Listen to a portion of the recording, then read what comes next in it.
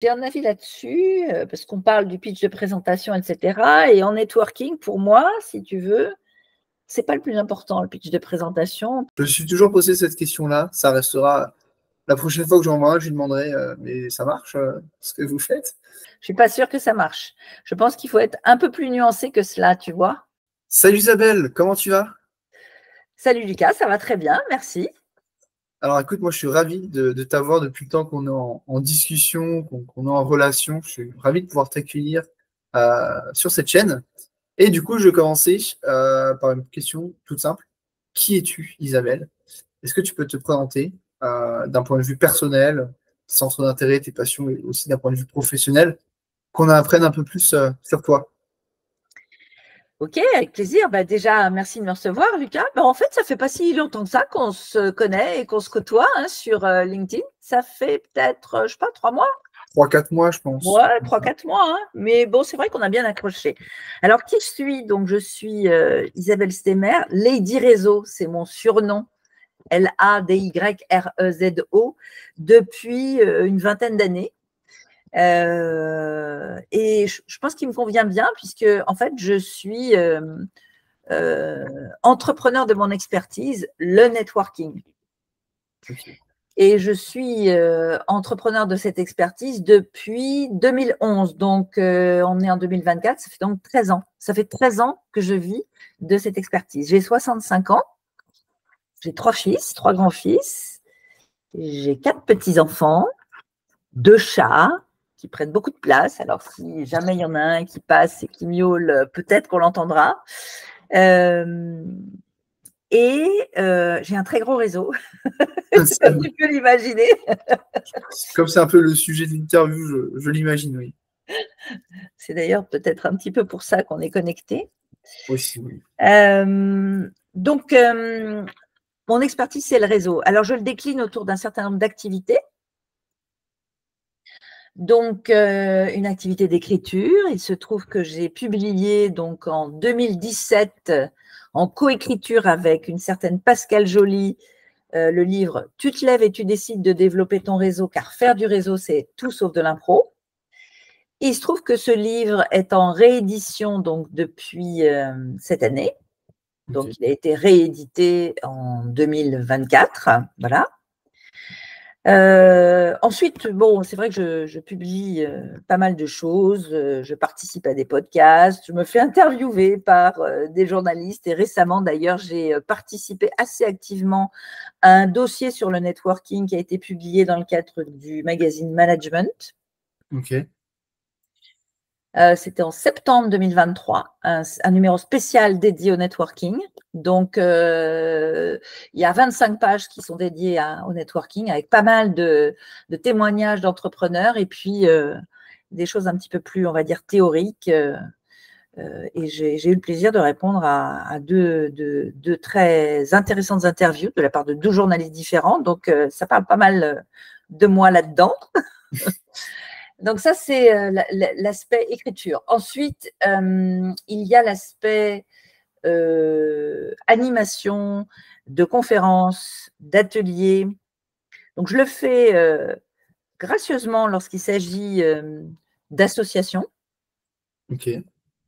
Ça me permet, comment dirais-je, de développer ma visibilité auprès d'une cible qui peut être intéressée et intéressante par rapport aux autres activités que j'ai, on va y revenir. Donc, comme j'aime pas me vendre et que j'aime bien parler, donc j'anime des ateliers, des conférences, voilà. Et puis j'ai une partie bien évidemment payante pour des entreprises donc qui me sollicitent en tant que consultante pour animer des ateliers ou des conférences pour sensibiliser une partie de leurs salariés à la notion de réseau et à la nécessité de réseauter en interne pour développer sa carrière, voire développer du business lorsqu'il s'agit de commerciaux. Ok. Okay, donc voilà.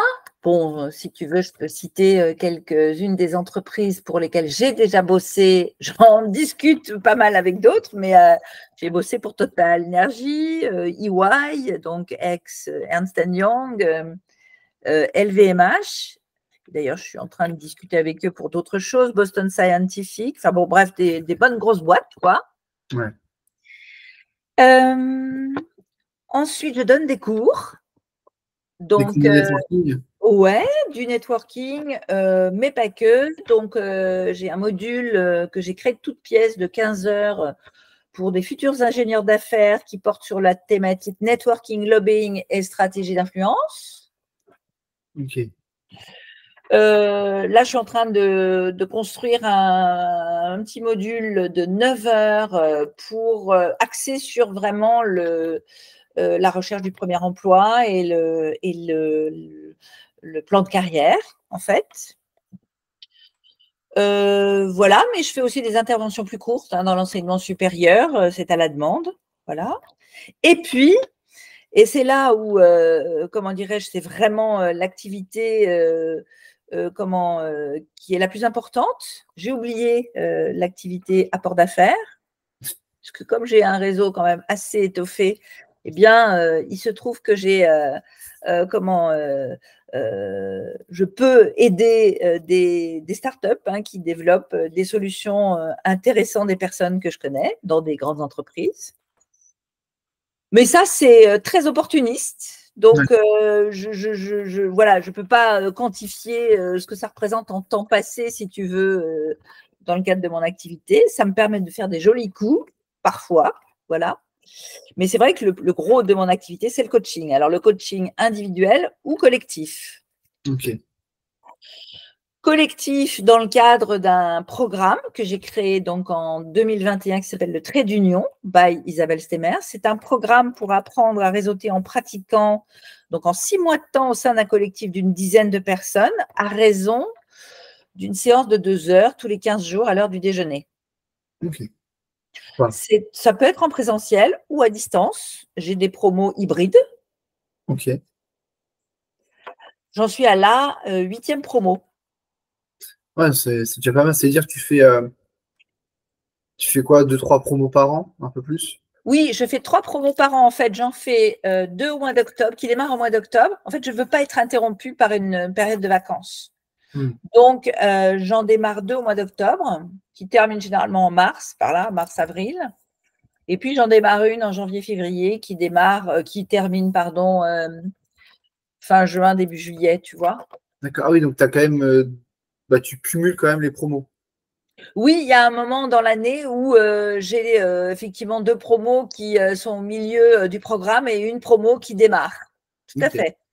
Et je me débrouille pour les réunir dans le cadre d'un réseau d'alumni de ce programme où se retrouvent finalement toutes les personnes qui ont suivi la formation et pour lesquelles j'organise régulièrement des événements. D'accord. Des événements présentiels? Oui, tout à fait. Pour les connecter et faire en sorte qu'elles se connaissent, donc qu'elles se connaissent entre promos ou qu'elles se retrouvent si effectivement elles étaient dans la même promo. Ok. Ce sont des expériences de réseautage, donc un petit peu originales. On vit des émotions ensemble pour se souvenir plus facilement des personnes qu'on a rencontrées dans le cadre de ces événements. Je vais te donner un exemple. J'ai organisé une session avec une coach en savoir-vivre franco-britannique dans un grand hôtel parisien où elle a expliqué l'historique de la cérémonie du thé en Angleterre au début du siècle, au début du XXe siècle, en lien avec la série Downton Abbey. Ah, ok. D'accord. Et donc, j'avais dans un petit salon d'un grand hôtel parisien, pas forcément très, très connu, mais très, très joli, un petit salon, j'avais 20 personnes réparties sur 5 tables. Qui ont appris, qui ont appris à finalement comment tenir leur tasse, tu vois, comment manger un scone, etc. Et pourquoi on le faisait de cette façon-là et pas d'une autre, etc., etc. Et ça a créé. Alors théoriquement, c'était un événement qui devait durer genre 1h30, tu vois, et ça a duré tout l'après-midi. Tellement, effectivement, on était dans un moment qui était hors du temps. Hmm. Ouais. Et les personnes qui ont participé ont adoré. Et bien sûr, ça a été l'occasion pour elles de se rencontrer, d'échanger leurs cartes de visite, etc., etc. Tu vois? Ok. Évidemment. On reste dans le networking. Voilà, on reste dans le networking. Autre exemple, j'ai organisé une soirée Retrouver l'Inde à Paris.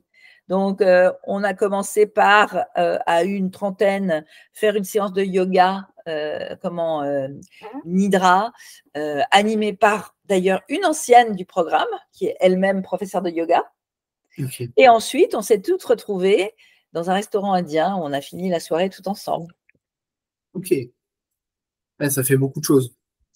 Ça fait beaucoup de choses, mais en même temps, alors j'ai parlé au féminin, parce que c'est très, très souvent des femmes qui participent comment dirais-je, au réseau que j'anime.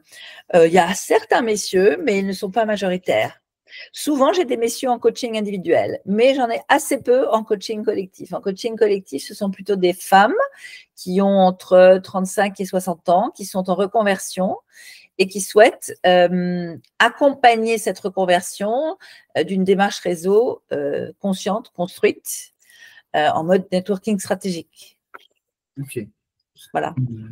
C'est une grande présentation. On voit que tu fais beaucoup de choses et difficile de rebondir sur tout ce que tu fais parce que tu as tellement d'activités, mais qui sont quand même en lien à chaque fois au networking et Tout à fait. au réseau que tu as construit depuis toutes ces années, depuis, je crois, tu me disais 30 ans, 35 ans. 35 ans, ouais, à peu près. Tout à Donc, fait. Parce qu'en fait, j'ai un passé dans l'animation de communauté, dans l'univers de l'enseignement supérieur. J'ai animé le réseau des anciens élèves d'une école de commerce parisienne, donc pendant une dizaine d'années, en tant que salarié, mais je l'avais fait pendant une quinzaine d'années auparavant en tant que bénévole, tu vois.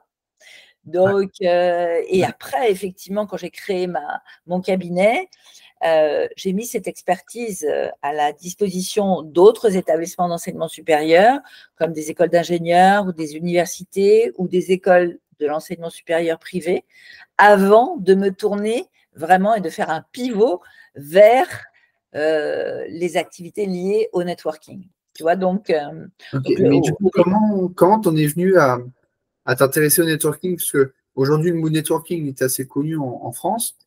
Est-ce que toi, quand tu as commencé, est-ce que tu avais conscience que tu faisais du networking ou c'était juste, t'en faisais mais sans trop le savoir? Enfin, ça t'est venu comment? c'est une très bonne question parce que en fait, j'en fais depuis hyper longtemps sans le savoir, un peu comme Monsieur Jourdain hein, qui faisait de la prose sans le savoir.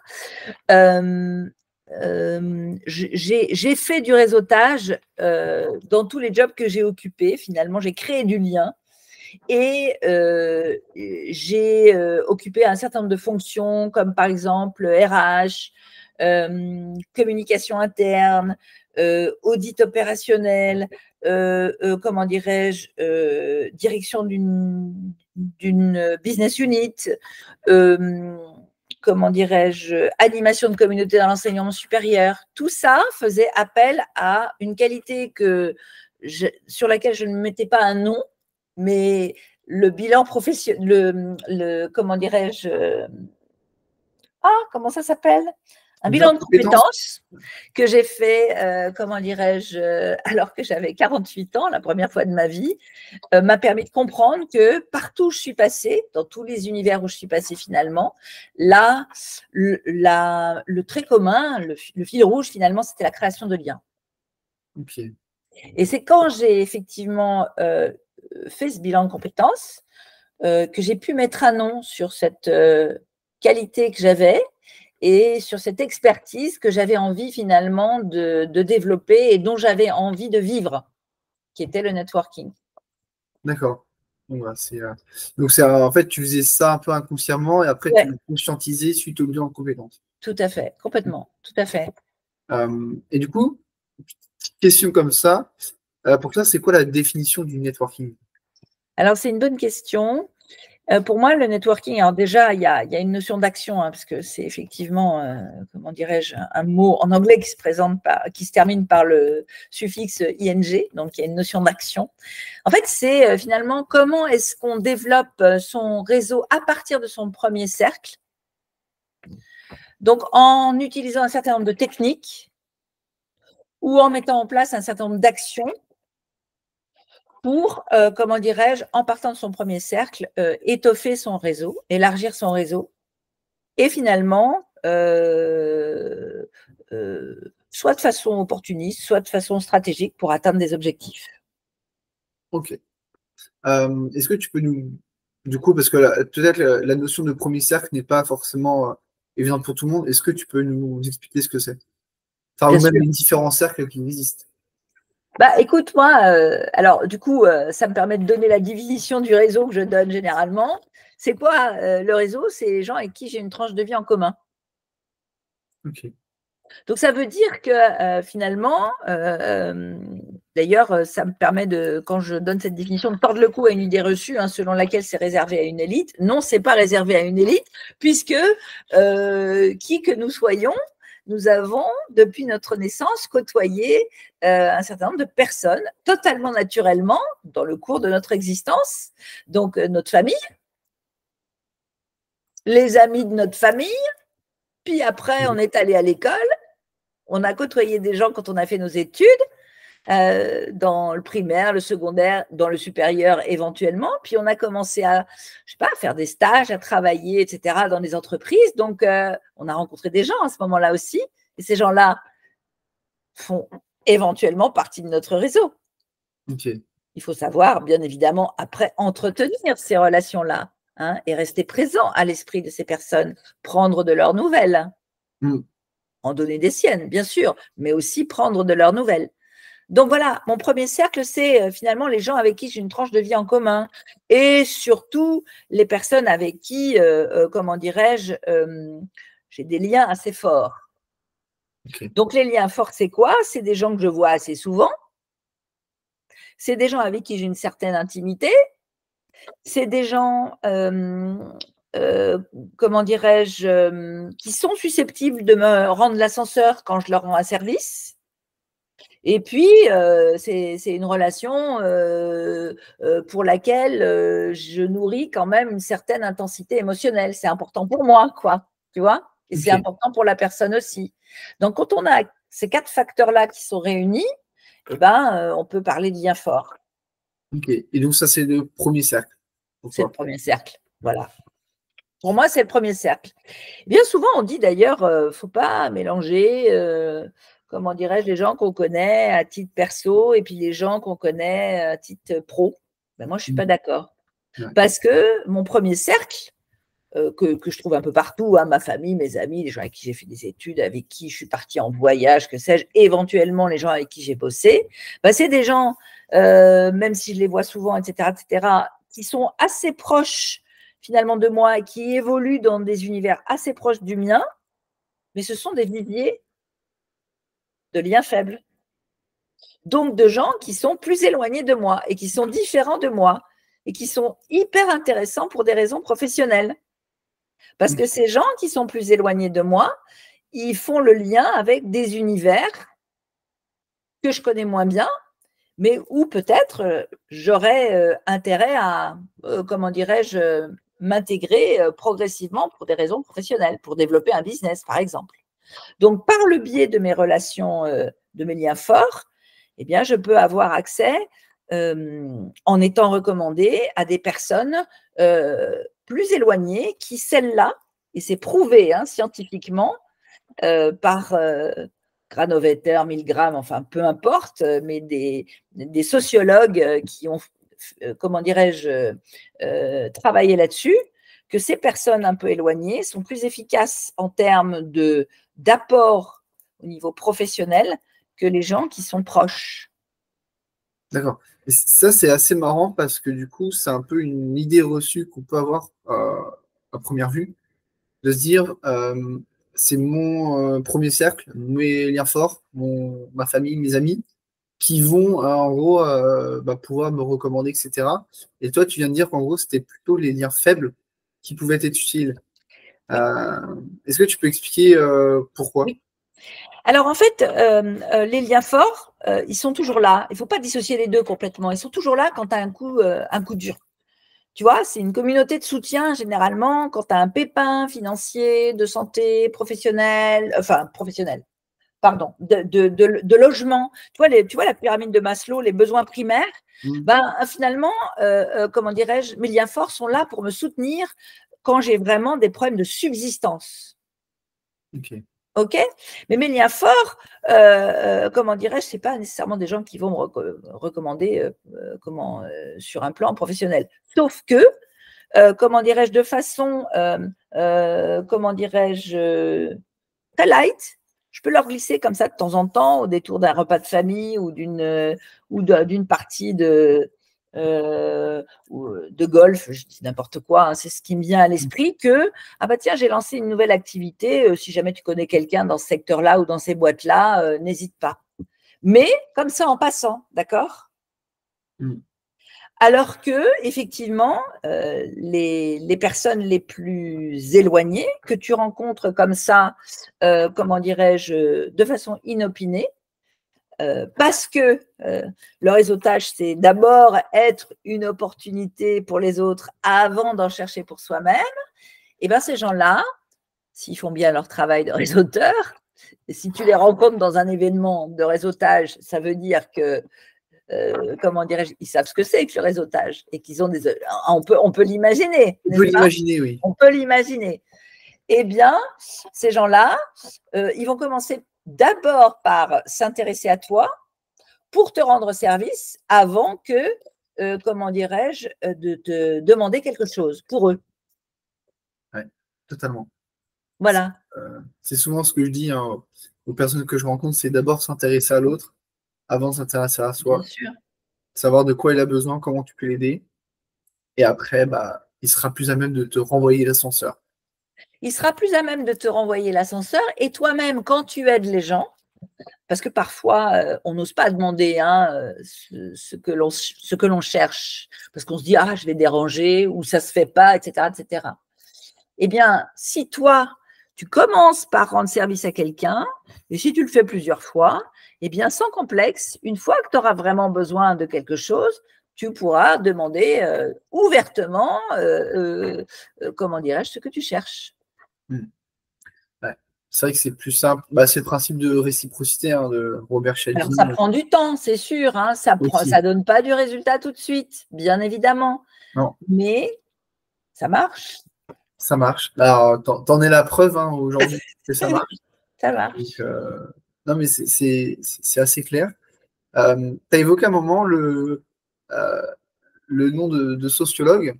Est-ce que pour toi, du coup, tu fais un rapprochement entre le networking et la sociologie, l'étude des humains? Bah oui, parce que en fait, on doit, pour être au top en tant que networker, on doit s'intéresser aux autres. Et donc, il y a peut-être des façons de se comporter, des attitudes à avoir qui sont différentes, comment dirais-je, d'un profil à l'autre. Donc, il convient d'être un peu au courant de justement des différents profils qui existent. Alors, il y a comment on peut parler du disque, mais il y a d'autres tests qui existent, MBTI, Enneagram, etc., pour connaître les profils de personnalité. Mais c'est important, comment dirais-je, de savoir communiquer avec les différents types de personnes pour justement mieux interagir. Oui. D'accord? Et puis, il y a aussi des réseaux dans lesquels il y a certains codes. Donc, il faut les connaître, ces codes-là aussi, pour bien s'intégrer, tu vois?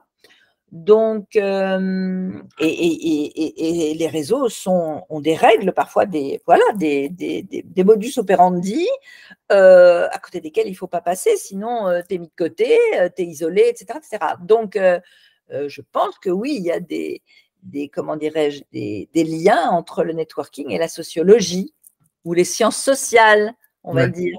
Hein? Bah, c'est vrai que en même temps, le networking, ça reste que de l'humain en soi. C'est des relations entre deux humains, s'adapter à l'autre. Moi, ce que je dis souvent, c'est que on est tous différents, on a tous une perception différente des choses en fonction de son passé, de son vécu. On comprend plus facilement certaines choses, d'où le fait aussi des fois d'être indulgent avec les autres, qui ne comprennent pas forcément les mêmes choses que toi. Mais à l'inverse, toi, tu vas pas comprendre des choses que vous comprenez rapidement. Et finalement, le networking, c'est un peu s'adapter à ces personnes-là. Quand tu rencontres quelqu'un, peut-être que cette personne est plus sensible que d'autres. On a tous différentes personnalités et si tu arrives vraiment à t'adapter à tout ça, bah, c'est sûr que c'est plus facile pour toi après de faire du bon networking. D'en tirer quelque chose, Ouais, a priori, tu vois. ouais. Non, mais totalement, je te rejoins là-dessus. Alors justement, tu parlais un petit peu de réseau. Et j'aimerais, toi, ton avis, vu que tu as passé pas mal de temps aussi dans des réseaux d'affaires ou dans des communautés. Euh, pour toi, enfin, c'est quoi ton avis sur les réseaux d'affaires en général? Euh, pour qui c'est utile? Dans quel contexte? Est-ce que c'est fait pour tout le monde? Est-ce que toi, de ton expérience, tu peux nous en dire un peu plus? Alors, on parlait de… Je crois que c'est toi qui as prononcé le mot de patience tout à l'heure, hein. Il me semble que tu as prononcé ce mot-là. Peut-être, Bon, c'est bref. possible. Les réseaux d'affaires, c'est fait pour théoriquement développer son business par le biais de recommandations croisées. OK? Bon, on va retrouver généralement un cercle d'entrepreneurs dont les métiers sont exclusifs ou pas, ça dépend des réseaux, à périodicité régulière. Et la périodicité et la régularité, justement, est hyper importante pour que ça fonctionne, pour en apprendre plus sur le métier de Pierre, Paul ou Jacques et savoir de quoi il a besoin pour pouvoir, et puis présenter soi-même son activité pour pouvoir interagir et recommander Pierre, Paul ou Jacques aux membres de son propre réseau. D'accord ? Ok. Donc, c'est destiné à des entrepreneurs, bien évidemment, les réseaux d'affaires. Parfois, il y a certains réseaux d'affaires qui acceptent les commerciaux, les gens qui font du business dans les boîtes aussi. Sauf qu'on se rend compte que les gens qui font du business dans les boîtes sont peut-être un peu moins motivés que les entrepreneurs dans ces réseaux d'affaires. Bon, c'est pas vrai pour tout le monde, hein, mais moi, j'en ai fait l'expérience. Voilà. Ils ne sont pas nécessairement aussi réguliers que les entrepreneurs. Voilà. Ce qui peut se comprendre aussi, hein, parce qu'un Ils entrepreneur, peuvent comprendre. c'est Voilà, son business aussi. Donc, ils ont des obligations, les gens qui font du bizdev, parce qu'ils sont salariés. Donc, ils n'ont pas du tout le même mindset, on va dire, ouais. le même état d'esprit. Hein, donc, voilà. Mais ceci étant, tu en retrouves dans certains réseaux d'affaires. Voilà. Donc, il y a des invités régulièrement, donc qui viennent présenter leur activité dans le but, mais ça dépend des réseaux d'affaires, d'intégrer le réseau ou bien juste de passage parce qu'on aime bien recevoir des gens de l'extérieur et puis ça donne un peu de fraîcheur et ça donne des nouvelles possibilités aux membres, d'accord ?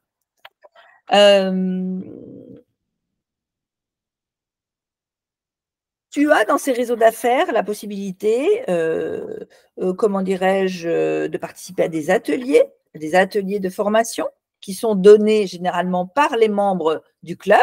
Ça permet d'ailleurs d'en savoir plus sur l'activité des gens et ça permet de mieux vendre, entre guillemets, ou de mieux recommander, parce qu'on ne parle pas de vendre, on parle de recommander, comment dirais-je, l'activité de ceux qui, comment dirais-je, présentent un sujet spécifique. Voilà. Et puis, il y a des événements où parfois, tu es mélangé à d'autres clubs de ce même réseau de clubs d'affaires. Hein. Tu vas rencontrer des gens qui sont ailleurs, dans un lieu différent du tien, etc. Et tu vas, de cette façon-là, étoffer ton réseau. Le but, c'est vraiment de développer du business. Hein. La finalité ultime, c'est vraiment de développer du business dans ces clubs d'affaires. Ça, c'est clair. Sauf que, bien souvent, les gens sont extrêmement impatients, justement, parce que, en fait, ça ne fonctionne que si on est dans des relations authentiques et des relations de confiance. Donc, il faut le temps d'installer la confiance. Il faut être crédible, il faut, tu vois ce que je veux dire, hein, voilà. Et donc, du coup, ça peut être pas mal de se tester les uns les autres, de se faire travailler les uns les autres sur des petits budgets pour tester effectivement la qualité du service rendu par Pierre, Paul, Jacques, etc., etc. Tu vois ? d'acheter pour soi-même une prestation de, je ne sais pas, développement d'un site internet ou développement d'une mutuelle ou que sais-je, tu vois. Enfin bon, voilà. Parce que ça permet de voir comment travaille la personne et puis du coup, ça permet de mieux la recommander à d'autres personnes de ton réseau. Ouais. C'est marrant parce que ce que tu viens de décrire, c'est un peu ce que j'ai formulé sous la méthode des 3 C: compréhension, confiance, compétence.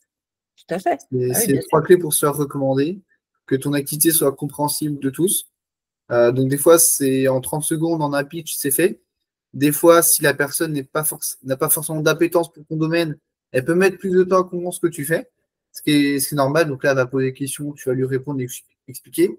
Tu as la confiance, et ça, comme tu l'as dit, la confiance vient avec le temps, à force d'échanger avec cette personne, et tu as les compétences. Si cette personne est compétente, je peux la recommander les yeux fermés. Exactement. Donc, Parce que effectivement, si je recommande quelqu'un qui n'est pas compétent, ça peut me retomber, ça te retombe dessus, et puis ça après, me c'est toi qui retombe perds dessus et je perds ma notoriété d'une tu perds certaine ta façon. communauté, ta crédibilité, Exactement. et après, ça te retombe dessus. Donc, c'est pour ça que les recommandations, c'est assez important d'avoir ces 3 critères-là. Et du coup, comme tu l'as dit, ça prend du temps. Et ça prend du temps. Et Ouais. donc, j'en reviens à ce que je disais. Effectivement, les gens, souvent, dans les business clubs, sont impatients. C'est-à-dire qu'en fait, ils veulent effectivement du résultat tout de suite. Mm. Or, le résultat, il vient au bout de, allez, ça commence à venir sérieusement au bout de 2 ans, 3 ans. Le patron des clubs BNI, qui s'appelle Yvan Missner, il parle de 3 ans. Ouais. Voilà. Alors, c'est sûr que il faut être dans un cercle quand même assez étoffé, parce que si tu évolues toujours au sein du même cercle de 10 à 15 personnes, ça se sclérose assez rapidement.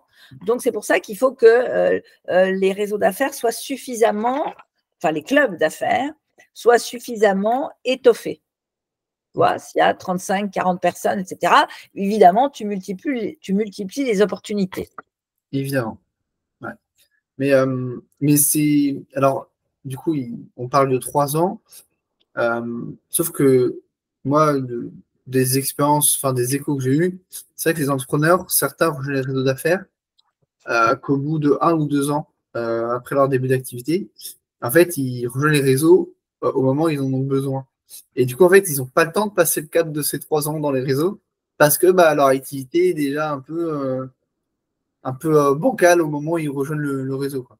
Le réseau, il ne faut pas en faire que quand on en a besoin, il faut en faire tout le temps. Mm. Ouais. Parce que si tu en fais que quand on en a besoin, d'abord tu vas être pris pour un taker et non pas Un pour un giver. giver. Et donc du coup, tu es quelqu'un qui prend, donc rapidement tu vas te retrouver au banc de ce réseau-là. On va te démasquer. Ouais. Tu vois ce que je veux dire? Et donc, on va comprendre que tu es là pour prendre et non pas pour donner. Et donc, du coup, tu vas te retrouver isolé. Mm. Ça, c'est la première chose. Et puis ensuite, si tu fais du réseau que quand tu n'en as besoin, bah, ok, même si tu le fais bien, tu vas avoir un réseau qui va pas être réactif, quoi. Mm. Il va pas être réactif parce qu'il faut le temps que la confiance s'installe, etc., etc. Donc, forcément, tu peux le faire très, très bien à un moment où tu en as besoin, sauf que tu n'auras pas du résultat tout de suite. Or, généralement, quand on en a besoin, c'est pour avoir du résultat tout de suite. C'est aussi peut-être la mentalité qu'on a en France, en tout cas, Ouais. c'est de se dire, en fait, euh, c'est un peu comme quand tu vas chez le médecin, tu vas chez le médecin que quand on a besoin. Personne va chez le médecin en prévention. Personne va chez le psy en prévention de savoir si mentalement ça va bien. Quand on fait du sport, souvent, bah, on se rend compte que c'est parce que, ah bah, tiens, mince, faut que je perde du poids maintenant. Et on n'en fait pas pendant que ça va bien. Donc, c'est un peu une mentalité qu'on a dans tous les aspects de notre vie, j'ai envie de dire aussi. C'est vrai. C'est Mm. vrai. Donc, moi, je recommande effectivement d'en faire tout le temps. Alors, tu vas me dire, c'est chronophage, on va pas voir comment le résultat immédiatement, du temps qu'on y passe, etc. Il y a juste que c'est un investissement de Mm. temps et qu'il faut bloquer un petit peu de temps dans son agenda pour en faire régulièrement et se dire, bah, puisque je bloque ce créneau horaire pour faire du networking, eh bien, je n'accepte rien d'autre à ces créneaux-là.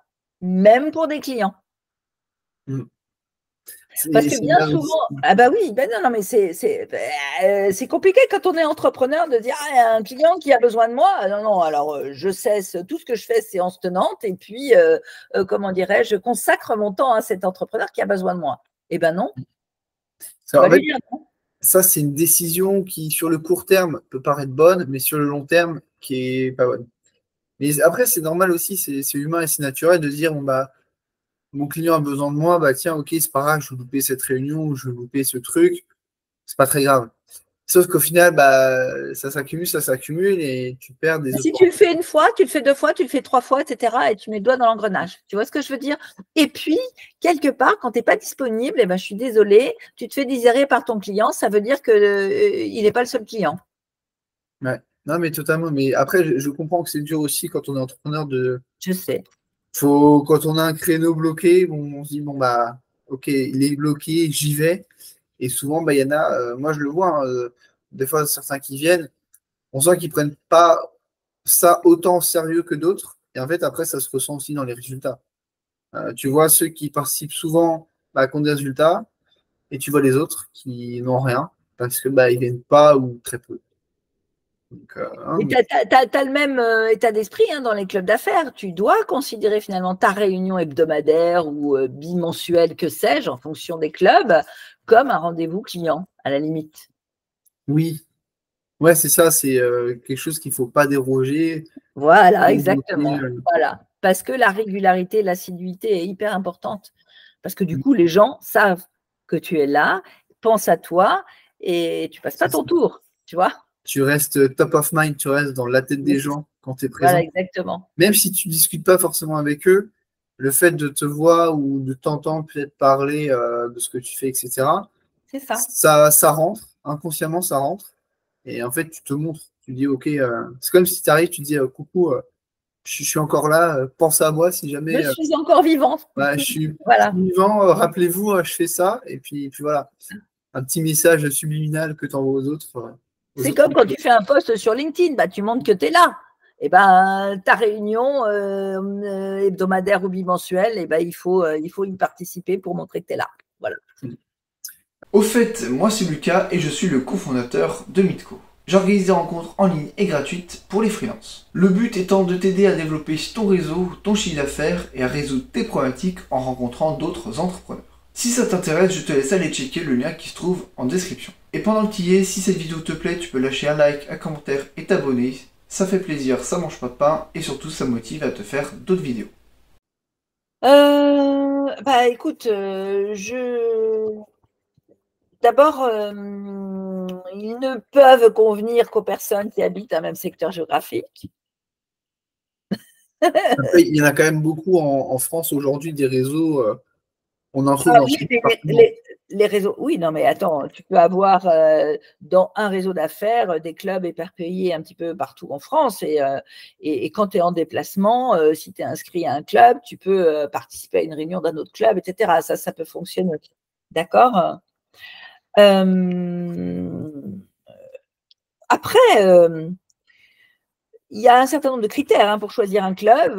Il faut, comment dirais-je, en savoir plus sur les valeurs de ce club, euh, la raison d'être, la mission, voilà. Est-ce que le club, ou en tout cas le réseau de clubs, euh, comment dirais-je, participe à des opérations d'envergure nationale, par exemple, et toi, ça te plaît bien parce que, je dis n'importe quoi, tel club participe au Téléthon et est très investi dans le Téléthon, donc toi, ça fait partie des valeurs que tu apprécies, donc tu vois, tu rejoins ce club parce que ça fait partie de tes valeurs et tu te dis que tu vas bien t'y retrouver.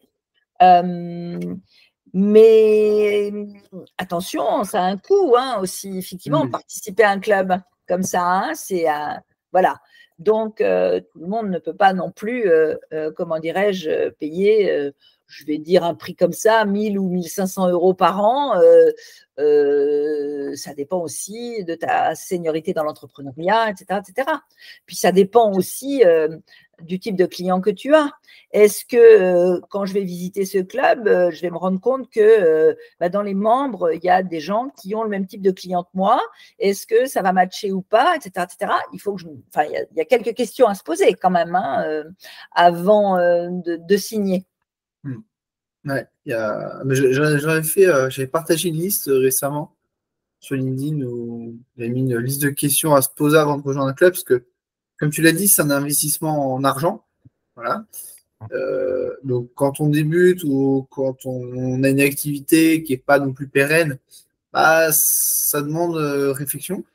Ça demande aussi du temps, parce que c'est un investissement en termes de temps. Souvent, les réunions, c'est une fois par semaine ou une fois toutes les 2 semaines, selon le réseau. Donc, c'est quand même, comme tu as dit, ça prend du temps. En même temps, développer son réseau, ça prend du temps. Donc, c'est vrai qu'il y a tout un tas de questions à se poser avant. Et puis, est-ce que l'ambiance est bonne? Parce qu'il Oui. ne s'agit pas qu'il y ait à reculons, hein, le réseau, c'est du plaisir. Hein. Ouais. Donc, il ne s'agit pas qu'il y ait à reculons. Donc, est-ce que l'ambiance est bonne? Est-ce que les gens sont fiers d'appartenir à ce club? Est-ce que tu vois régulièrement sur LinkedIn, par exemple, ou sur Instagram, des jolis posts sympas avec des gens qui ont l'air de bien s'amuser, etc. Ou, tu vois, enfin, c'est important aussi de s'assurer que voilà, les personnes sont fières de participer à ce club. Est-ce que le club te donne la possibilité d'avoir un espace où tu peux expliquer qui tu es, ce que tu fais, et du coup, de ce fait, augmenter ta présence sur le net, et te donne la possibilité à travers cela aussi de converser avec les entrepreneurs qui sont à l'autre bout de la France, voire à l'international, et que tu peux pas voir tous les 15 jours, mais avec lesquels tu peux éventuellement trouver des affinités, voire du business à faire à distance. Ça fait partie aussi des questions qu'il faut se poser. Ouais. Ouais, il y a tout un tas de questions, et je pense que la plus importante, c'est aussi de trouver comme tu as dit, qui corresponde à ses valeurs. Et quand tu y vas, tu as envie d'y aller et tu es content d'y aller. Parce que, enfin, voilà, quand on est entrepreneur, c'est aussi pour faire des choses qui nous font plaisir. Et si on s'ajoute des contraintes en plus de notre activité, Exactement. C'est tout sauf ça. Un club ouais, d'affaires, ça ne doit pas être une contrainte, ça doit pas être, voilà, ça doit être une ouverture vers quelque chose d'autre, ça doit être une respiration, comment dirais-je, dans sa semaine ou dans sa quinzaine. Ça doit être aussi un cercle d'experts dont on fait partie, parce que du coup, on peut, quand on a une question, soi-même en tant qu'entrepreneur, que ce soit juridique, comptable, informatique, que sais-je, n'importe quoi, eh ben, on sait que dans son club, on a des experts dans tous les domaines et qu'on peut y trouver une réponse à ces questions. aussi. C'est vrai que c'est souvent sous-estimé, parce que les gens, ils se disent réseau d'affaires ou réseau, ça va apporter des clients, mais des fois, tu as des choses autres que les clients qui sont des réponses à tes questions. Et ça, en France, je trouve que c'est pas assez valorisé.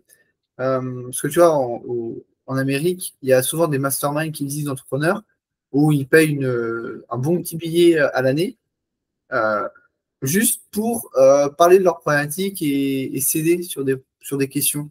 Oui, Et en fait, parce qu'ils en retirent des conseils qui sont tellement précieux pour l'entreprise que ça vaut bien l'investissement qu'ils ont fait. Et nous, absolument. en France, je trouve qu'on n'a pas encore, c'est peut-être pas encore assez démocratisé, le fait de payer pour avoir des conseils auprès de d'autres entrepreneurs. Alors qu'en soi, ils te font gagner du temps et du coup de l'argent. Ça existe, ça commence à émerger. Moi, j'en connais quelques-uns, etc. Ça Ouais. existe. Et c'est pas encore trop. Mais ce n'est pas encore trop développé. Voilà, c'est Non, pas encore trop connu, on va dire. non, c'est pas encore C'est trop réservé connu. à un microcosme. Oui, oui, oui, je suis d'accord. Mais bon, j'espère qu'un jour ça va être. Parce qu'aujourd'hui aussi, on a l'habitude de recevoir des conseils gratuitement. Tu vois, il y en a des fois, ils vont nous demander, ah bah tiens, est-ce que tu peux m'aider, etc., gratuitement. En fait, les gens en tout cas, c'est ma perception, ne sont pas forcément prêts à payer pour recevoir des conseils. Ils pensent que ça leur est dû, alors que des fois, un conseil qui leur fait gagner du temps, c'est aussi précieux limite que de trouver un client. Et le temps, c'est de l'argent, Ouais. Non, surtout pour mais un entrepreneur. d'autant plus quand on est entrepreneur. Ouais. Ok, mais du coup, merci pour cet avis et ce retour d'expérience sur les réseaux d'affaires. Euh, je vais enchaîner avec, parce que Tu nous as dit que tu avais animé pas mal d'événements, etc. au cours de ta carrière. Toi, c'est quoi tes astuces personnelles pour aborder quelqu'un que tu ne connais pas? Tu es dans un événement physique, je sais pas, une réunion ou autre. Il y a une personne, tu la connais pas et tu veux l'aborder, tu fais comment? J'ai une personne, si je ne la connais pas, je vais l'aborder.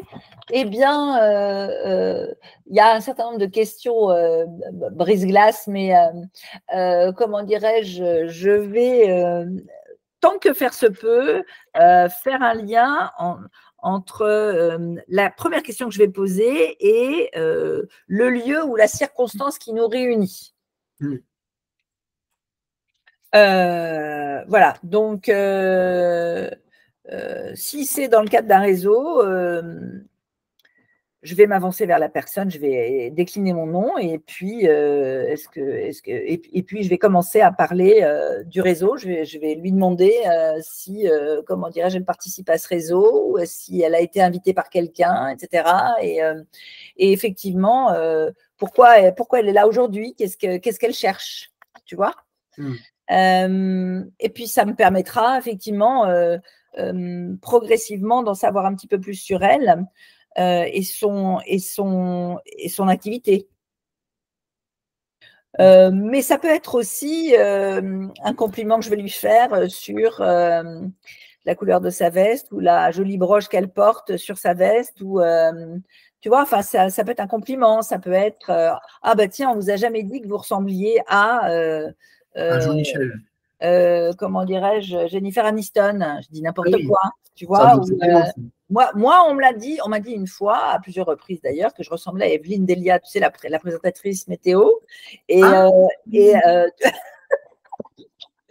ce qui n'est pas faux, ce qui n'est pas complètement faux. Non, ce qui n'est pas faux. Maintenant que tu le dis, on m'a dit Chantal là-dessous, là, j'ai un peu plus de. Mais tu vois, tu abordes comme ça, voilà, sur des aspects physiques.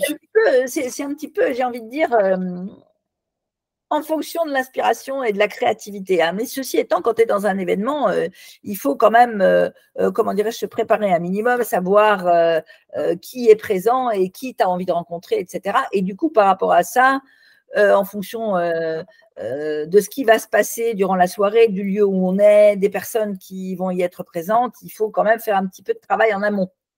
Ouais. Il y a une phrase qui dit, c'est le networking, ça se prépare avant d'aller à un événement. Ah, mais complètement, pour moi, c'est autant de temps avant, pendant, après.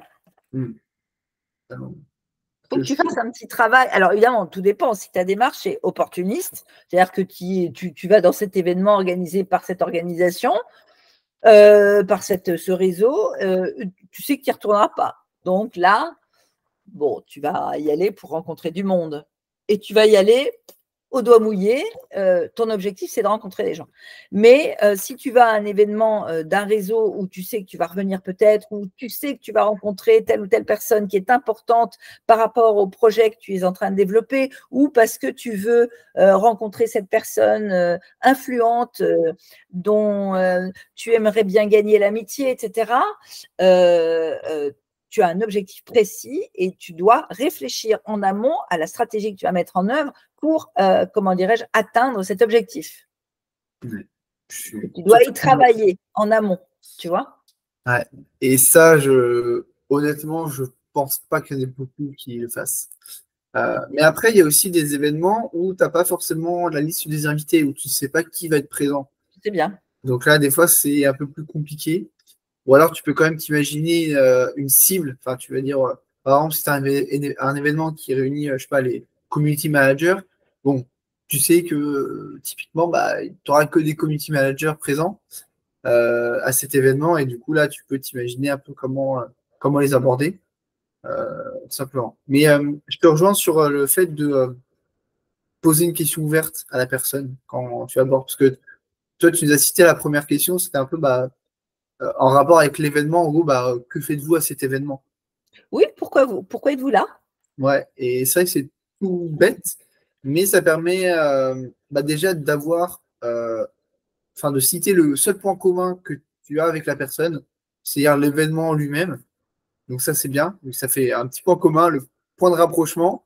Et en Exactement. plus, ça montre que tu t'intéresses à elle. Et du coup, la personne va te répondre autre chose que oui ou non. Et du coup, elle va commencer à te parler. Et là, tu pourras rebondir sur ce qu'elle te dit, etc. Et continue à lui poser des questions. Or, si tu lui poses des questions, si tu t'intéresses à elle, forcément, comment dirais-je, tu la valorises d'une certaine façon. Ouais. Et donc, tu t'en fais un ami parce que tu t'intéresses vraiment à elle. Donc, elle va te dire beaucoup de choses, ce qui te permettra d'ailleurs à toi après.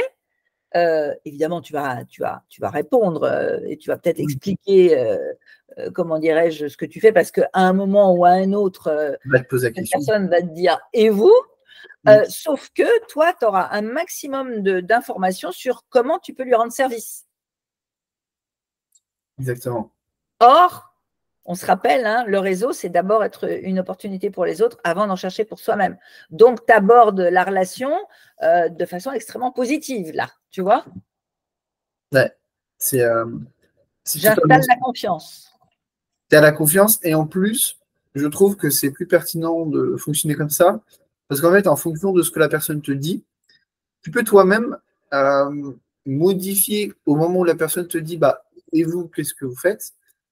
Tu peux toi-même adapter ton discours à ce que la personne t'a dit. Par exemple, je vais essayer de prendre un exemple concret. Mon père, il n'est pas adepte du digital, il n'est pas du tout. Donc, je sais que si j'ai une personne qui est à peu près dans la même cible enfin, qui ressemble à mon père, je ne vais pas lui dire que j'ai développé une application, etc. Ça n'aurait aucun sens. Du coup, je vais partir plutôt sur un autre discours. Donc, le fait aussi de connaître la personne, un peu de son passé, ses appétences, ça te permet aussi à toi d'adapter ton discours à cette personne. Absolument. Donc, et c'est d'autant plus important parce que bah, c'est apprendre à connaître la personne pour soi-même se présenter de la meilleure manière possible. D'autant plus quand on sait que le pitch de présentation n'est pas forcément maîtrisé par tout le monde non plus. Alors moi, j'ai un avis là-dessus, parce qu'on parle du pitch de présentation, etc. Et en networking, pour moi, si tu veux, c'est pas le plus important, le pitch de présentation. Pour moi, le plus important, c'est le small talk. Est-ce que tu peux nous... Parce que je ne sais pas si ce Non, terme... non, mais c'est la conversation, quoi. C'est l'art de la conversation. Parler de tout, de rien, un peu, beaucoup, passionnément, mais on n'est pas là pour décliner sa vie, son œuvre, etc. On n'est pas là pour parler de soi.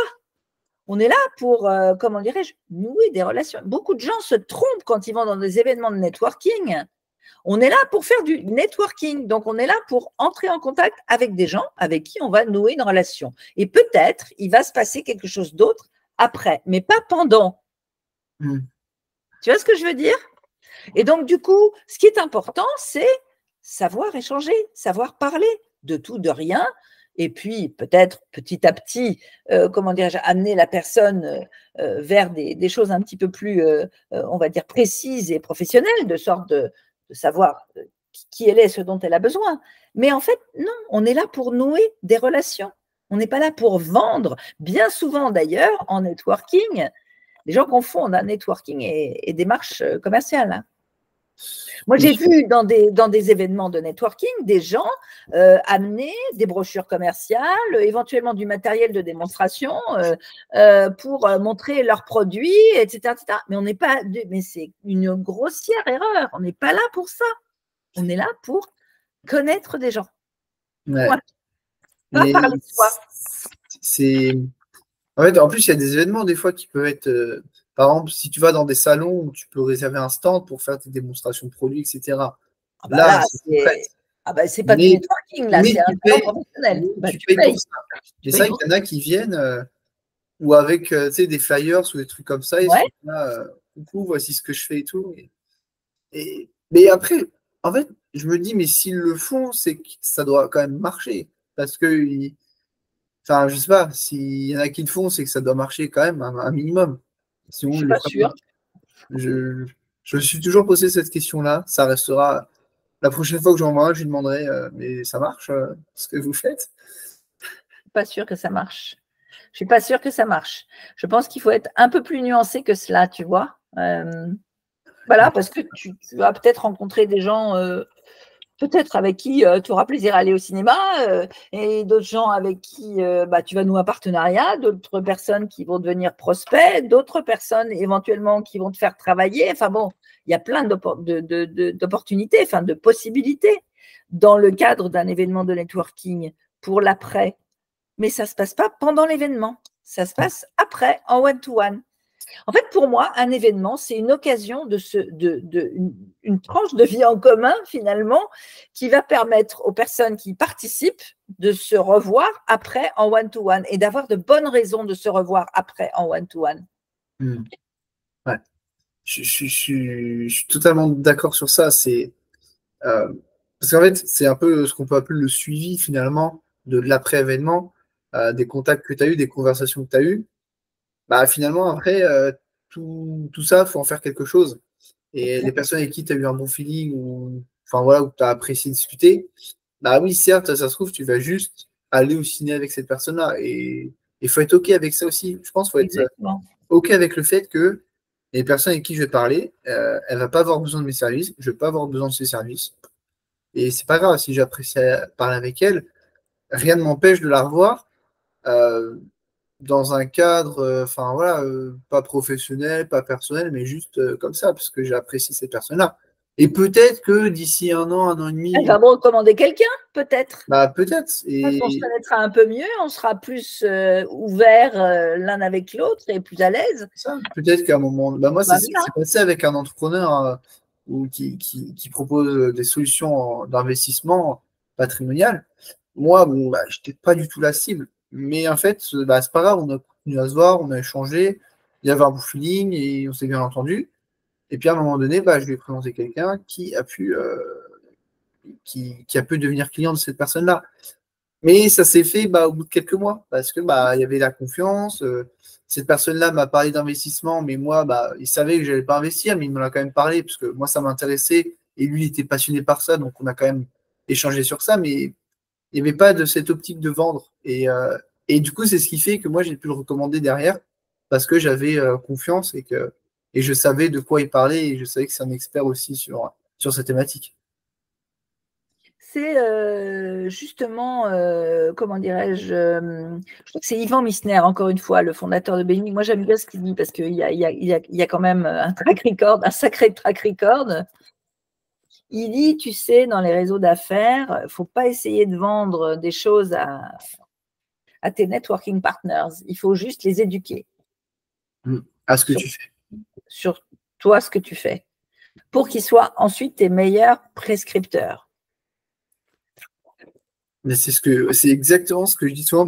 Même, tu vois, hier, j'avais un cours que j'ai donné dans une école.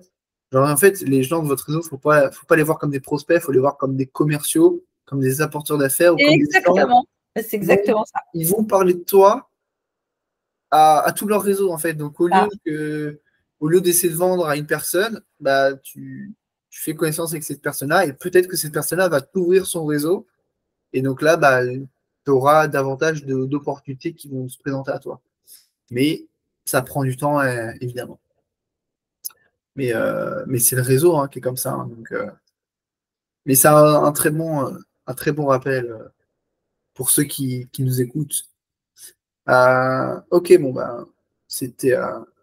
Du coup, bon, c'était sur les phrases brisées. Est-ce que tu en as d'autres ou toi, tu nous as dit que ça venait un peu au feeling? Ouais, tout à fait. Je suis vraiment.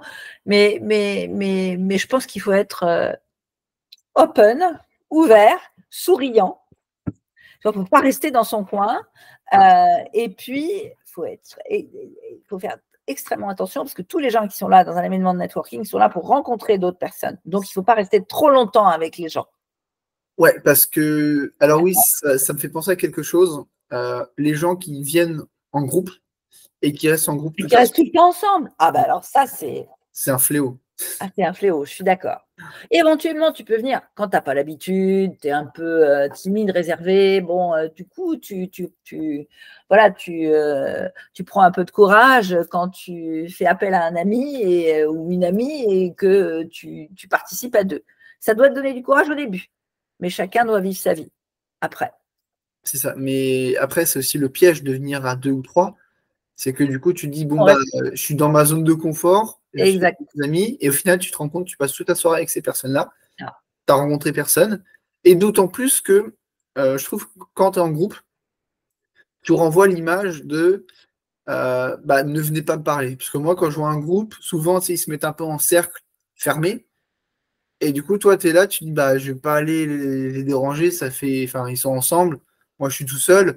Je vais d'abord plutôt aller vers les personnes qui sont seules, elle qui aussi. sont un peu plus ouvertes, en tout cas, qui montrent qu'elles sont ouvertes, plutôt qu'à des personnes qui sont à trois, qui sont en train de discuter entre eux. Moi, après, je sais que j'aime pas trop interrompre les gens. Donc, forcément, c'est plus compliqué d'aller vers eux et eux-mêmes ne vont pas aller vers toi. Donc, c'est vrai que c'est assez compliqué à ce niveau-là. Mais oui, très important de ne pas rester trop longtemps avec les mêmes personnes parce qu'elles sont toutes là pour rencontrer des gens. Donc, tu ne dois pas mobiliser une personne plus de 10 minutes, un quart d'heure. Moi, je dis un quart d'heure max, tu vois. Hmm. Donc, dans une soirée networking, mettons que tu restes, voilà, tu fais une conférence, après, il y a un pot. Bon, tu vas rester 1 heure, tu vas rencontrer 5 personnes, quoi. Hmm. 4-5 personnes, quoi, tu vois. Ouais, Pas mais pesantir sur 4-5 personnes, on va dire. oui, voilà, après, ça dépend de la conversation. Ou des fois, tu t'aperçois au bout de 5 minutes que tu n'as pas spécialement de. D'affinité. Voilà, Ouais, sujet de conversation, ça sert à rien de forcer non plus. c'est ça. Mais ouais, moi, je vois souvent qu'ils restent longtemps avec les personnes. En fait, si tu restes longtemps avec la personne, tant mieux, j'ai envie de dire. Mais dans ce cas-là, autant programmer un autre rendez-vous, prendre ses coordonnées. Exactement, parce que si ça se trouve, tu la gênes, cette personne-là, et tu lui empêches de rencontrer toutes les personnes qu'elle avait prévu de rencontrer elle, tu Ouais, vois? Parce que on est dans un événement de networking et qu'on est là pour rencontrer des gens, encore une fois. ouais, mais et puis il y en a aussi beaucoup qui vont voir les personnes qu'ils connaissent déjà. Donc Oui, ça peut être bien ça peut être bien. de Oui, parce donner que des nouvelles. oui, parce qu'une personne que tu connais déjà, que tu repères, va peut-être te présenter à d'autres personnes. Voilà, donc ça peut être bien de se Ça dire, peut être bien, ça. ça Ouais, faisait longtemps, comment vas-tu, voilà. etc. Sans y passer 20 minutes avec cette personne-là non plus, quoi. Donc, non, mais là, c'est vrai que c'est assez important d'avoir fait cet aparté pour ceux qui viennent en groupe. Bah, si c'est le cas, ne restez pas en groupe toute la soirée, quoi. Ne restez pas en groupe toute la soirée. Voilà, exactement. Ça peut être sympa, l'idée de venir à plusieurs, etc., pour effectivement s'encourager, se donner un coup de main, se sentir plus fort, surtout quand on n'a pas l'habitude de faire du réseau, mais il ne faut surtout pas rester entre soi, sinon ça ne sert à rien. Ouais, totalement d'accord. Euh, alors du coup, là, j'ai une question moi, j'avais en tête personnellement, et j'avais envie de te poser. Comment on mesure le succès de son networking ou comment on évalue l'état de santé de son réseau? Euh, est-ce que toi, tu as mis en place des indicateurs à suivre ou est-ce que tu dis bah, j'ai un bon réseau et voilà. Enfin, est-ce qu'on peut vraiment. Parce que je sais que c'est assez flou, cette notion de réseau.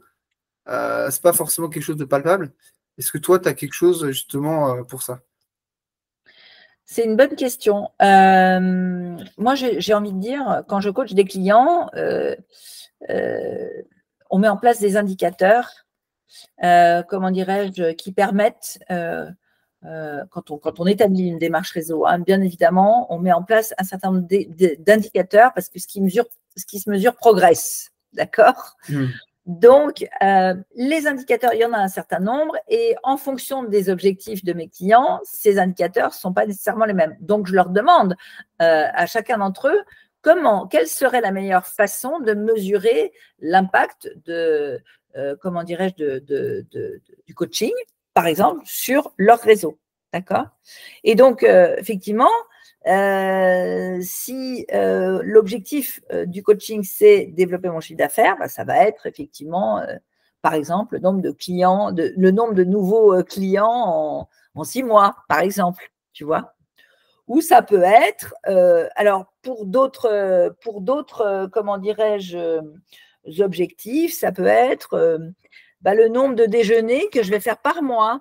Ça peut être le nombre d'événements présentiels auxquels je participe en tant que speaker, Ok, ouais. tu vois. Voilà, enfin, il y a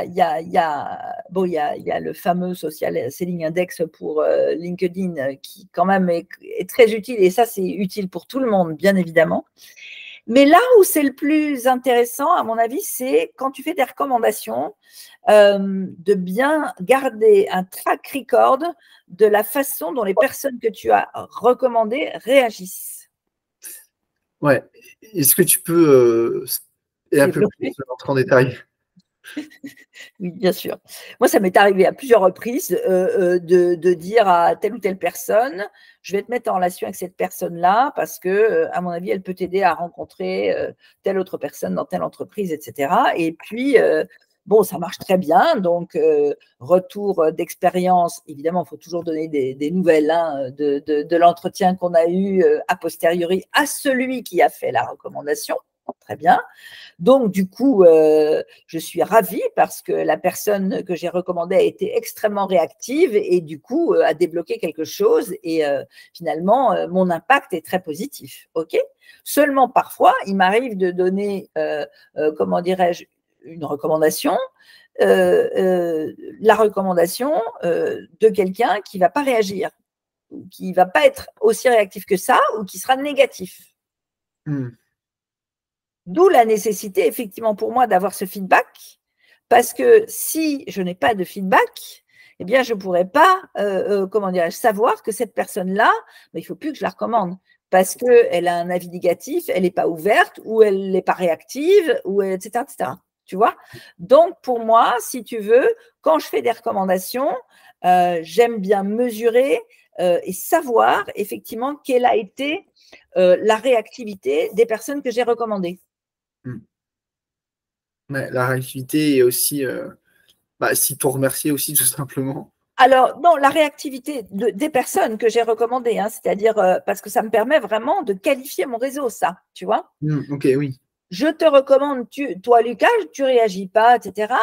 Donc, je ne vais plus te recommander. Mais en revanche, je recommande quelqu'un d'autre qui est hyper réactif, qui donne des informations qui permettent aux personnes à qui je l'ai recommandé d'avancer dans leur projet. À ce moment-là, je vais bien la noter et je vais recommencer des recommandations. Tu vois ? Ouais.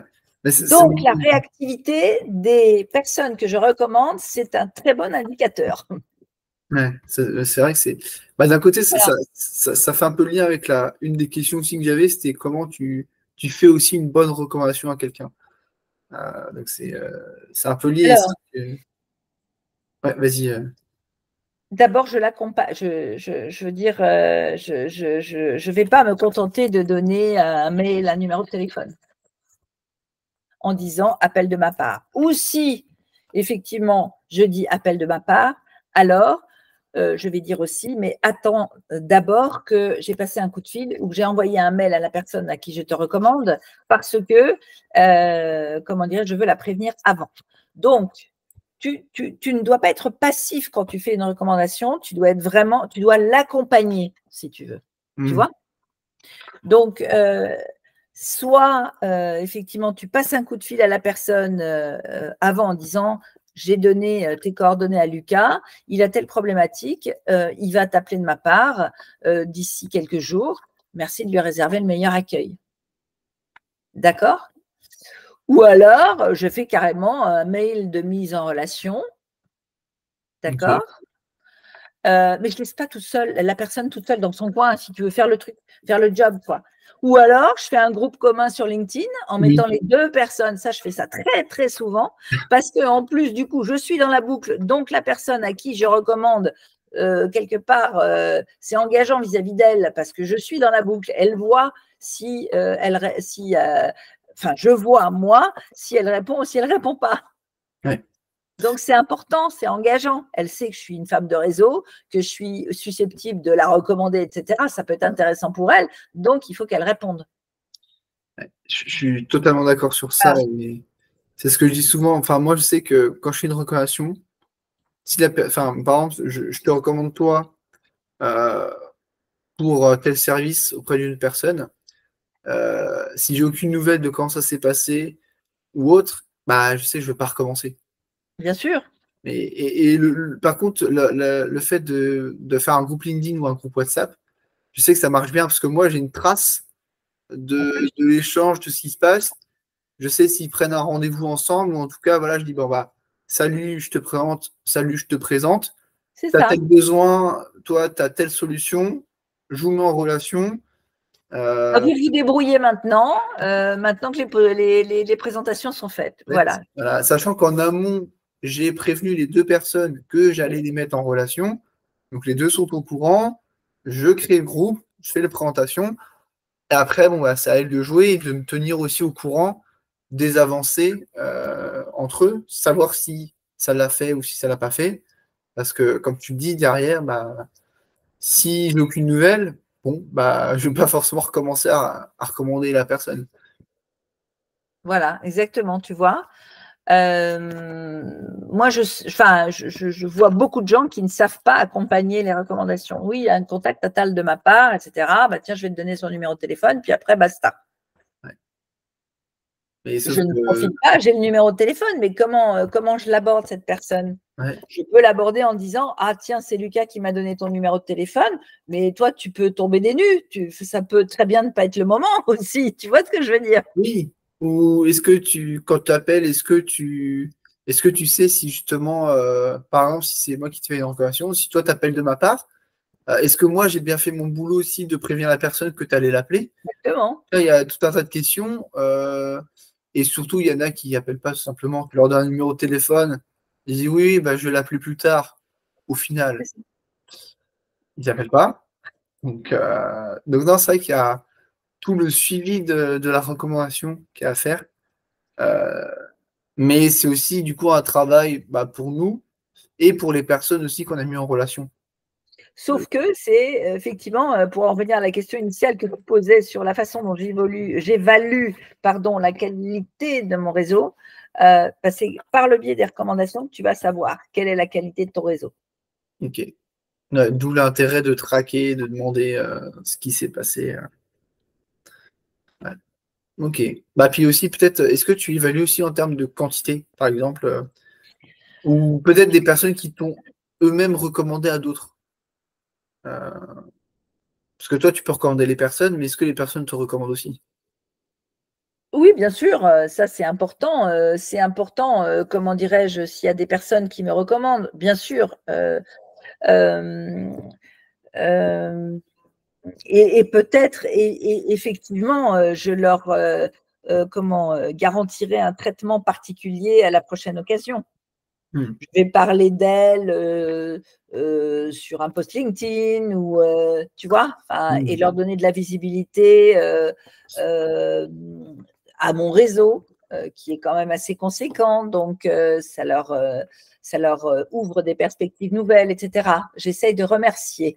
Effectivement, quand je suis recommandée, j'essaye de marquer le coup pour remercier en dehors du merci, quoi. Tu vois ce que je veux dire? Je fais Ouais, quelque chose pour remercier. ouais, J'ajoute un petit quelque chose, un ouais. petit cadeau, un petit, tu vois, une petite attention, quelque chose de particulier, quoi. Tu vois? Ouais, il n'y a pas besoin d'une grosse attention, mais au moins d'une. Non, non, non, non, pas du tout, du tout. Ouais, Alors, bien sûr, si quelqu'un, moi je sais que j'ai parfois, une fois, débloqué une situation pour quelqu'un et je me suis retrouvée à la tête d'un coffret gourmand avec du confit de canard, du vin, je sais pas quoi. Enfin bon, il y avait plein de trucs à déguster, des pruneaux, enfin bon, bref. Mais là, j'ai trouvé ça super sympa, mais j'avais vraiment débloqué une situation grave, quoi. Tu vois? hmm, Et là, quand vraiment tu es dans le déblocage de quelque chose d'important, ouais, que quelqu'un t'a vraiment aidé dans une étape importante de ton parcours, de ta vie, quelle qu'elle soit, bah, tu peux marquer le coup, tu peux inviter à déjeuner, tu peux offrir un verre, tu peux envoyer des fleurs, enfin, tu vois, il y ouais, a il y a plein de plusieurs choses. moyens. Voilà, Ouais. Mais c'est un peu comme les entreprises, des fois, c'est qui ça. envoient des choses à leurs meilleurs clients en soi. C'est un peu ça. Hmm. Non, mais totalement, ça permet de marquer le coup et surtout, ça pousse la personne bah, à recommencer à te refaire d'autres recommandations par la suite. Exactement. Ouais, C'est totalement quel- d'accord. Voilà, exactement. Ça démontre que tu as une certaine éducation, un savoir-vivre, un savoir-être, tu vois. Ouais. Bah, c'est vrai que pour moi, le networking, c'est quand même aussi un peu de bon sens humain. Ah, mais oui, Les bonnes manières, on va oui. dire. Du savoir-vivre, oui, tout C'est à ça, fait. Ouais, du ouais, savoir-être, du savoir-vivre. ouais, Et des fois, tu te rends compte que c'est pas inné pour tout le monde. c'est vrai. Donc après, évidemment, ça peut s'apprendre. Enfin voilà, faut y penser, etc. Mais il y en a qui sont plus doués pour faire ça naturellement aussi, parce que bah, c'est dans leur ADN ou dans leur éducation aussi. Oui, dans leur éducation, oui, oui, tout à fait. Je suis d'accord. Euh, ok, bah écoute, j'ai une petite dernière question pour toi. Euh, Comment tu fais pour, par exemple, quelqu'un que tu n'as pas vu depuis longtemps, comment tu fais pour relancer cette personne de ton réseau? Est-ce que tu as des techniques particulières, que ce soit en physique ou en virtuel, donc sur LinkedIn ou autre réseau social? Je dirais que chaque cas est particulier, mais relancer quelqu'un que je n'ai pas vu depuis longtemps, si effectivement euh, j'ai quelque chose à lui dire ou à lui présenter, si par exemple je lance quelque chose, j'organise un événement, etc., je vais profiter de cette occasion, tu vois, pour lui dire, bah, tiens, ça fait longtemps qu'on ne s'est pas vu, j'organise tel événement, ou à l'occasion duquel d'ailleurs je signerai la dédicace de mon bouquin dont je sors une nouvelle édition, etc., etc. Si jamais tu es disponible, ça me ferait plaisir de te voir, etc. Donc, j'associe ça, si tu veux, toujours à une opportunité pour la personne. Ok. Ouais. En fait, tu la relances pas juste en disant bah coucou, ça va, tu lui fais comprendre que potentiellement il y a quelque chose qui pourrait Il y a l'intéresser. une opportunité pour lui ou pour elle, voilà, exactement. Ok. Tu vois? Et donc, voilà, ouais, c'est l'idée, si tu veux, qu'il faut garder en tête en réponse à ta question. Ok. Tu vois? Mais ouais, c'est très clair. C'est bah, toujours en fait apporter d'abord à l'autre. Exactement, apporter de la valeur, oui, C'est c'est très classique, toujours bateau, la même mais chanson, hein, c'est toujours la même chanson, ouais, mais en soi, c'est dans tout ce qu'on fait. c'est ça. Parce que bah, en fait, c'est un peu comme tu disais tout à l'heure, ceux qui vont dans les événements réseau, ils y vont un peu d'une approche commerciale, avec une démarche commerciale. En fait, eux, du coup, ils sont plus dans l'optique de je prends quelque chose Mmh, au mmh, lieu de j'apporte de la valeur aux c'est autres. ça. Et en fait, c'est toute cette différence. Au lieu de dire, bah, écoute, peux-tu m'aider à faire ça? C'est non, tu ne demandes pas ça. Tu présentes peut-être une opportunité ou une possibilité de collaboration ou autre. Ou juste de croiser la personne dans un événement qui peut l'intéresser, ou tu Ouais, vois? ouais, c'est peut-être Ou si. alors, tiens, j'ai vu que tu faisais ça, attends, je ne savais pas du tout, tiens, bah tiens, je connais un tel, ça t'intéresse que je te mette en relation? Hmm. Puis Ouais, tiens, bah, on ne s'est pas vu depuis longtemps, tu veux m'en parler un petit peu plus de ce que tu fais là maintenant?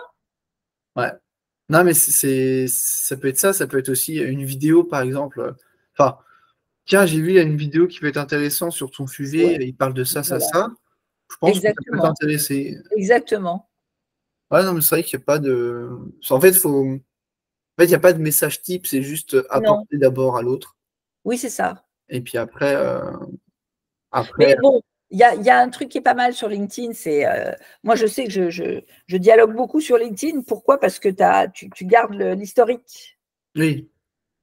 de tous les échanges finalement que tu as eu depuis le début, tu connais la personne. D'où d'ailleurs l'intérêt quand tu te connectes à quelqu'un bah, de lui faire un petit mot, ou quand quelqu'un te demande bah, de lui faire un petit mot en lui disant bienvenue dans mon réseau, etc., etc., etc. Ou bien quand tu te connectes à quelqu'un, ah bah tiens, on s'est vu hier soir à telle occasion, blablabla, restons connectés.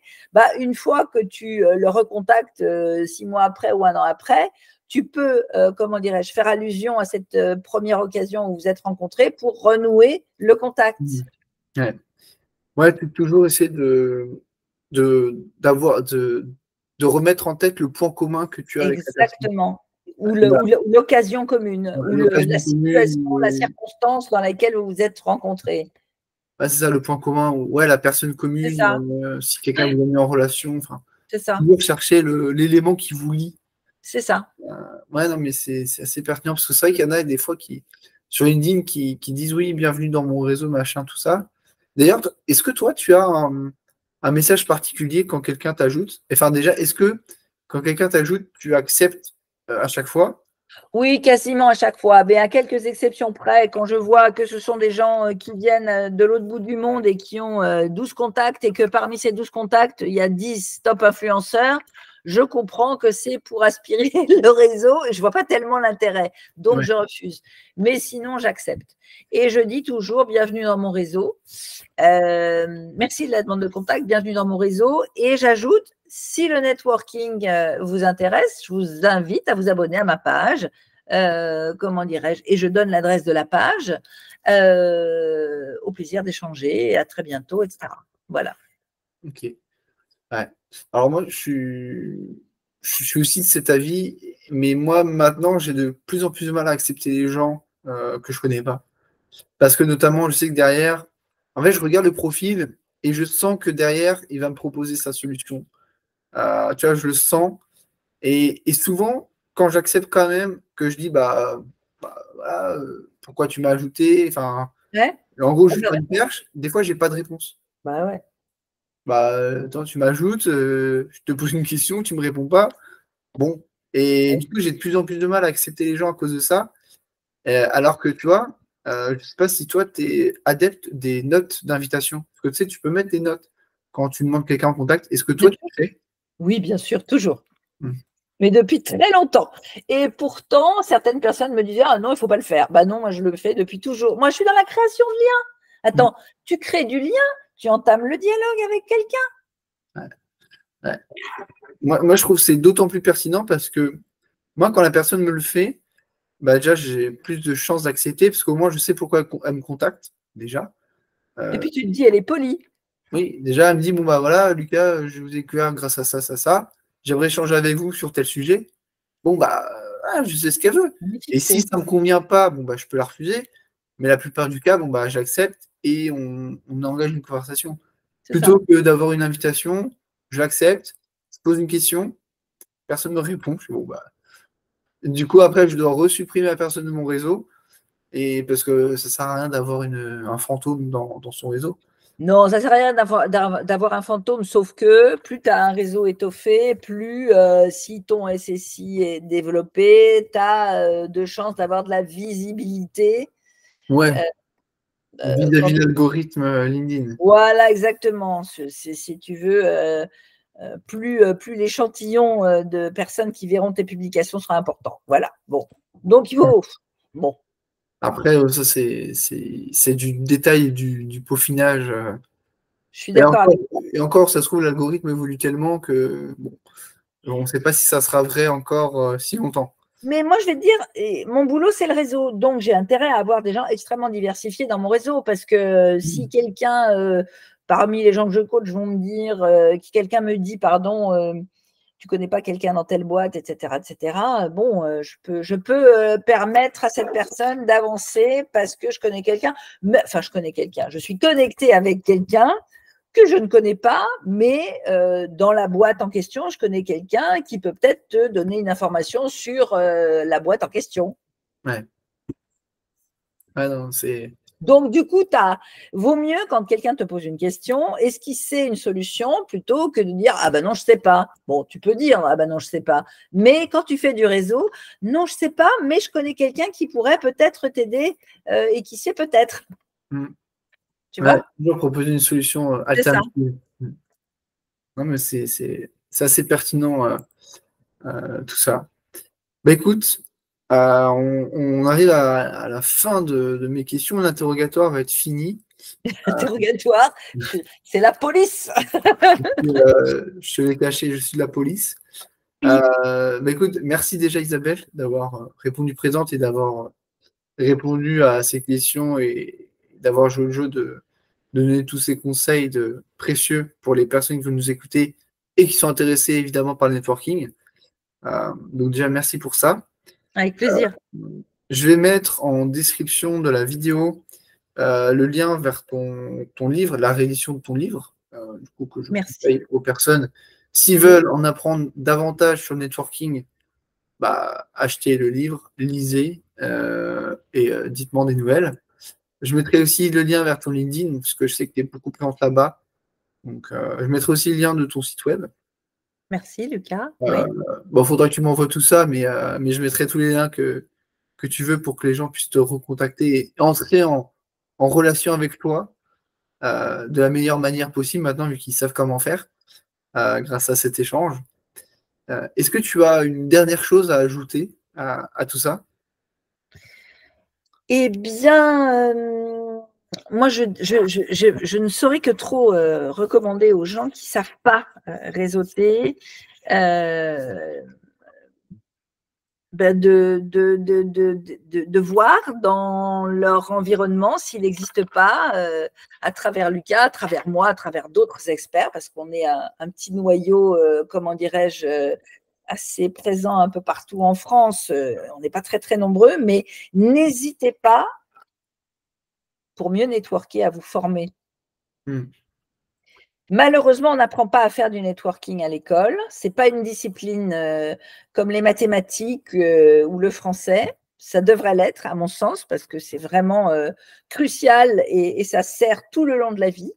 Donc, si vous vous interrogez encore sur comment on fait, eh bien, il y a des gens comme Lucas, comme moi, comme d'autres, Emmanuel, Marie, bref, il y a des tas de gens dans toute la France qui sont là pour vous aider à mieux networker et surtout à vous apprendre à networker.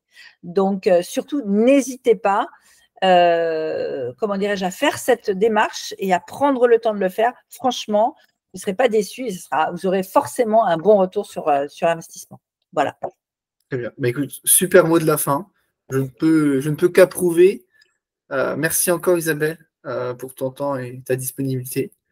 Et sur ce, je vous dis à très vite dans une prochaine vidéo.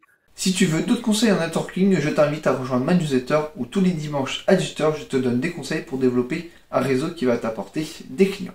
J'organise également des événements pour freelance que je te partage dans la communauté WhatsApp que j'ai créée, que tu peux rejoindre avec le lien qui se trouve en description. Et sur ce, je te dis à la prochaine dans une autre vidéo. Salut!